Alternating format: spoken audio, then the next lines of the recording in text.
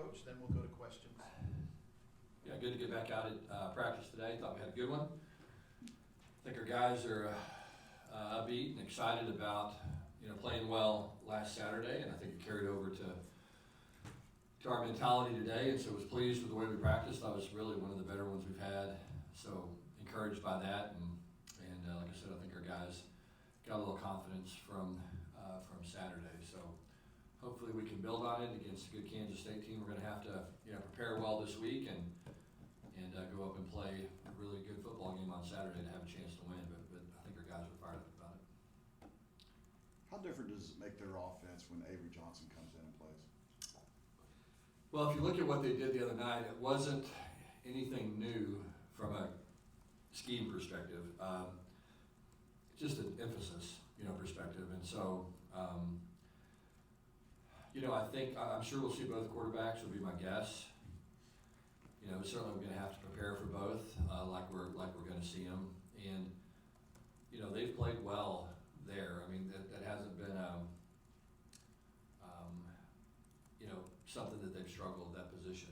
You know what I mean? I mean, they've played well there this year, and they just got a little bit of a boost from Avery the other night. Probably caught Texas Tech a little bit off guard just in terms of what he could do and was capable of. And quite frankly, I'm glad that we had an opportunity to see it, and prepare for it and know that now that's kind of a possibility. So a lot of stuff we're going to have to prepare for this week. It's going to be a lot of work, a lot of preparation defensively. But as I said, nothing really new from a scheme perspective, just a little bit of different emphasis. Now I'm sure there'll probably be some new things this week. Does that sum up their offense in general? I mean, when you look at what they do offensively and compare it to other teams in the Big 12, is it just that the emphasis is a little different? Like they're a little more physical? Yeah, I think so. I mean, look, they're a team that's kind of built on the idea of running the ball and playing good defense, and now they throw it well too. I mean, they're very efficient when they throw it, or they have been. But yeah, I mean, they're probably share the same mindset that we do in some ways, where they want to be physical, they want to run the ball. Their offensive line is certainly a strength. Kansas State's always going to do a good job of utilizing the players they have. I mean, they're good coaches, a lot of respect for their program and the way they do it. And so, yeah, I think that's how they're built.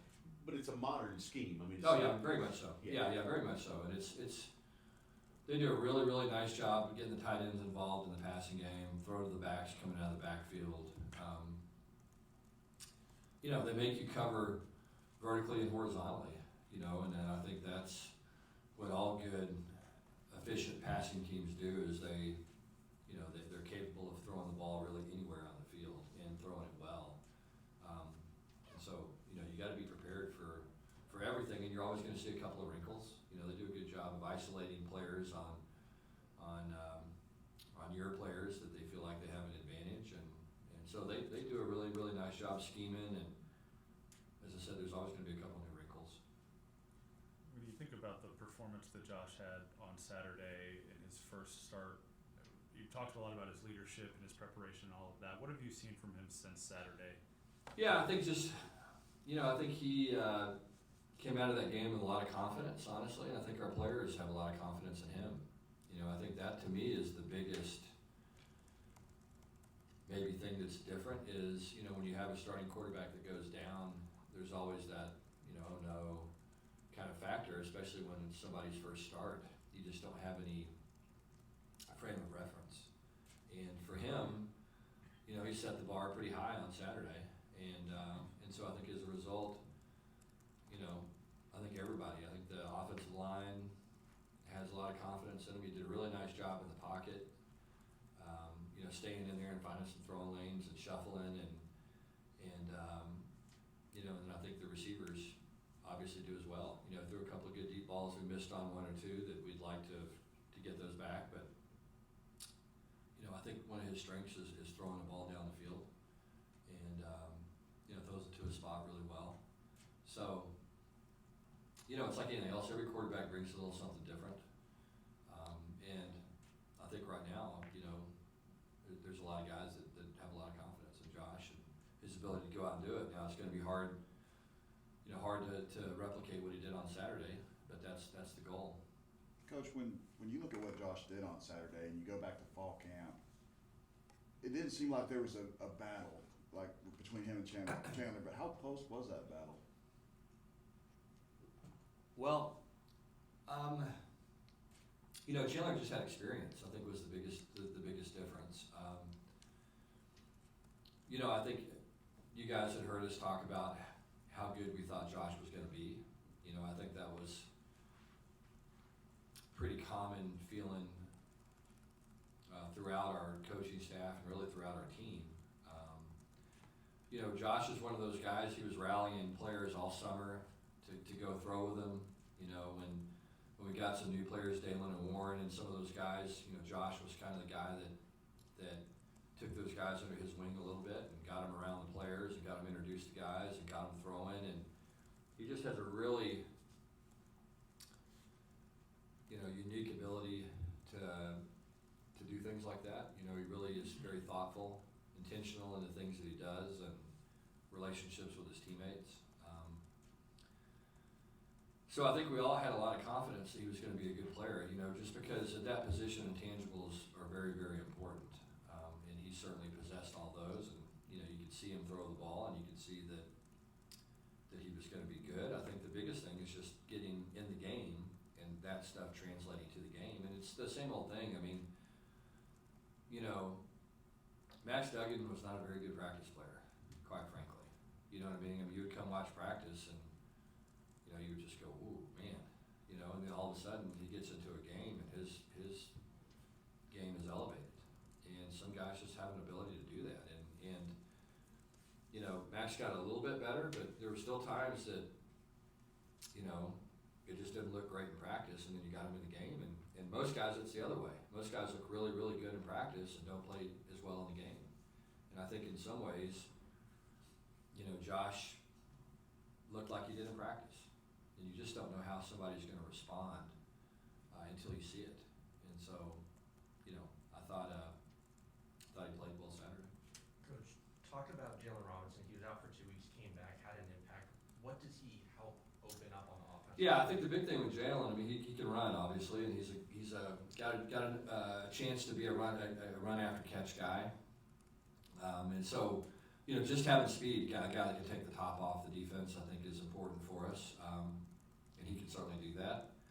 We got to continue to get him going because he is very, very talented, and he is a very capable receiver. And as you said, he was out for a couple of weeks, and we got him back, and he's practiced well. Thought he had a good practice on Sunday, and thought he really had a good practice today. And so I'm excited to see him continue to get on the same page with Josh. I think that's going to be important as those guys start to grow and learn each other and figure things out, where the little nuances in playing the position are going to be important. But yeah, I'm excited about Jalen, and he certainly provides that down the field threat for us. Now, sorry, go on. You said you trusted 7 offensive linemen. You wanted that like that number to grow. Is it growing at all yet? Yeah, I think so. Yeah, I think we're getting there. Yeah, I really do. Yeah, we did. And I think I thought Marcus Williams, took a step, and he hasn't played a lot.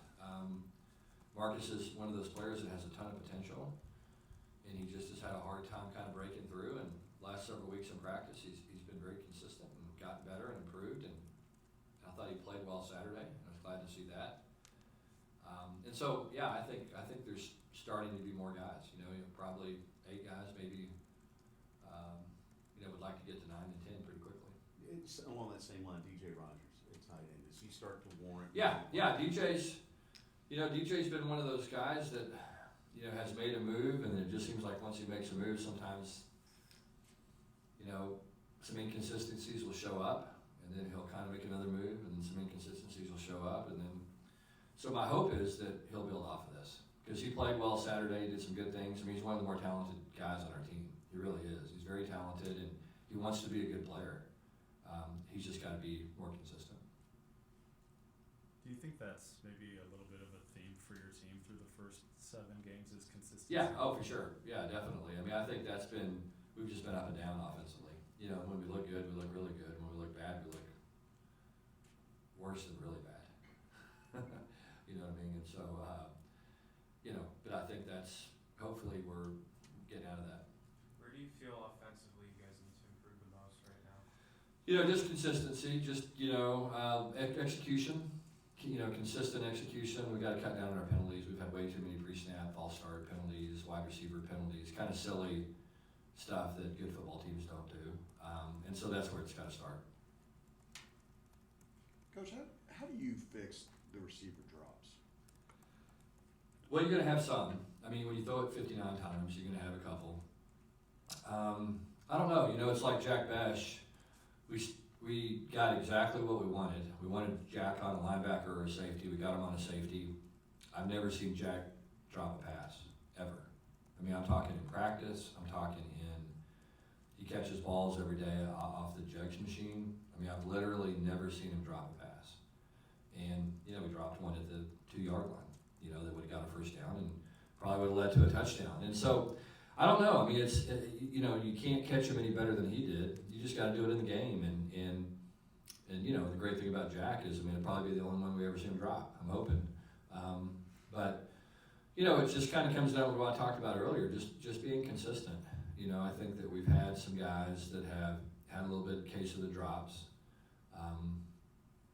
And like anything else, we probably, if they continue to have it, we're going to have to play some other guys. You know, you just can't afford to drop balls. And so we've got to continue to get better at that. And you know, and really that's, you know, again, that's kind of that inconsistency that's plagued us at times this year, and that's been part of it. We're not a team historically that drops balls. I mean, that's one thing that our teams don't normally do, just because we throw and catch a lot in practice, and typically guys that drop balls don't get many opportunities to play in the games. Jordan Bailey's always been a guy you've spoken volumes about. Yeah. Is he a guy that you want to see more? Yeah, we're going to see more of Jordan Bailey moving forward. Yeah, we'll continue to carve out a bigger role for him. And, you know, as I've said over and over with him, I just like him because he runs fast. You know what I mean? I mean, he's young, he's not afraid, and when he gets on the field, I mean, he's going to go full speed. And I think that's, you know, that's a very valuable commodity, as somebody who you know is going to go 100 miles an hour every chance he gets to. On the other side of the ball, the defense only allowed 2 scoring drives to BYU Yeah. on Saturday. Is that the level of play that you were hoping to see? Yeah, and I think we've gotten better every single week defensively. You know what I mean? We started off bad, and I think we've improved pretty much every week. I thought last week was our best performance. You know, just because BYU does put a lot of pressure on you throwing the ball, and you know, they had been very efficient throwing it. But yeah, I really like what I'm seeing. I mean, same thing. I mean, we're just getting consistent play from guys. You know, we've got to. This will be a bigger test. You know, I mean, BYU kind of struggled to run the ball against us, and really have all year. We're going to have to stop the run against Kansas State. I mean, that's going to be, you know, it's going to be what they try to do, is open the game, establish the run, and we're going to have to, you know, be really physical and sound, and make sure we fit the ball, you know, properly. You're number 4 in the country in first downs by rush. Okay. Does that make you smile? Yeah, that's a good thing. Yeah, and I think, I mean, you want to be able to get first downs, and you know, that's kind of, that hasn't been that big of a problem for us this year, but it's been like, when we get to the 20, you know, something bad has happened a lot, and so we just got to, as I said, just got to kind of, that consistency's got to take over, and right now it's, you know, we've been able to move the ball consistently, but we haven't been able to score points at the level that we need to. You guys went out and scored 44 against BYU, and like you said, threw a lot of passes. How much does it help when you only had to use Amani 13 carries? It helps, yeah. I mean, he's been carrying a pretty heavy load for us, and so I think, you know I talked to him a little bit on Sunday, asked him how he felt, and he said he felt great. You know, and he's been pretty banged up after most of the games. So it was a good light load for him, and I think that'll help his performance this week. Coach, what are the difficulties of having to prepare for 2 quarterbacks? Well, there's just a lot of stuff, you know. I mean, there's a lot of unknown with the young quarterback. I mean, obviously you can see his athleticism, and you can see him run, and you know, you can watch his high school tape, and he can throw the ball as well. So I think some people view him as a one-dimensional player. I don't see that as the case at all. He throws it well. I think the biggest thing is just, there's a lot of different possibilities for things, because there's a lot of quarterback run game. And when you have to start fitting all the stuff that's involved in the quarterback run game, and then you got to fit all the running back stuff, then you got to fit all the 12 personnel and different kind of personnel groupings that you're going to get. And then, and all the stuff becomes a lot. And it's just a lot to process. And then you got to figure out the passing game as well. And then, what you're going to see that may be a little bit different with that running threat. So lots of stuff you have to prepare for, and then you got to prepare for third down and the possibility of the quarterback taking off on third down and converting third downs. And so just all those things are different and going to take work and preparation. And so it's, it takes already a big preparation. It makes it even bigger. We'll go 2 more questions. Coach, is there anything preparation-wise for Josh this week, being it's going to be, he's starting on the road in a pretty hostile situation? Do y'all do anything different this week leading him up to that? Not really. We'll probably, we have music in practice. We'll probably turn it up a little bit just to ensure some communication stuff with him. But I think that's, again, one of his strengths is his ability to communicate and be calm. At least it has been up to this point. Now, we haven't been in this environment yet and under this kind of duress yet. But, but that's one of the things that we'll do. I mean, we'll try to make it a little bit more difficult on him to communicate, just so that we over-communicate going in. Anything else for Coach?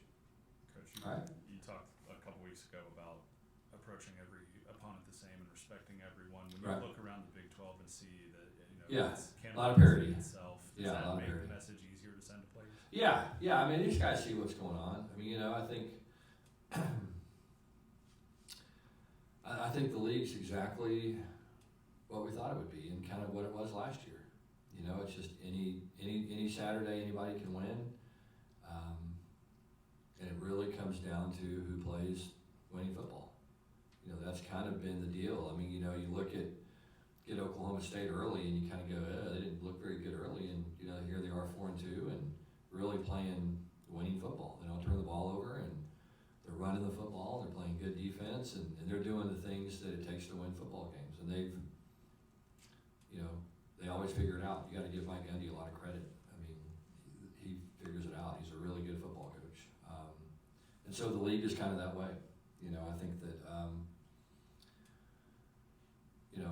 as I said, whoever, you match these teams up and whoever plays the best wins. Even, one team may have a little more talent than the other or whatever, but it's not significant enough to be able to overcome who goes out and plays winning football. And that's the key to winning games right now. Thanks, Coach. Okay, thank you guys. Appreciate y'all.